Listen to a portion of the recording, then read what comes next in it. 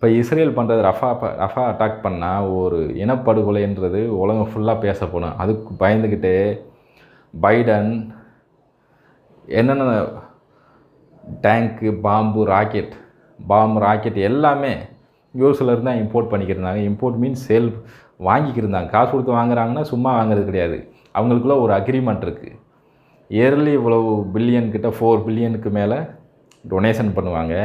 அந்த காசை வச்சு எங்ககிட்ட தான் நீங்கள் என்ன வாங்கணும், ஆர்மி டிஃபென்ஸ் ப்ராடக்ட்லாம் எங்ககிட்ட தான் வாங்கணும். Rocket, tanker. ஏன்னா இந்த 3மே வந்து அவங்ககிட்ட ஓன் மேனுஃபேக்சரிங் கிடையாது. அதனால் இந்த 3ஐயுமே யூஎஸ்கிட்ட வாங்கிக்கிடுவாங்க. டொனேஷன் வாங்கி ஒரு சர்க்குலர் ரொட்டேஷன் மாதிரி தான். திரும்ப யூஎஸ்ஏ கொஞ்சம் பெனிஃபிட் அடைஞ்சிக்கிடுவாங்க.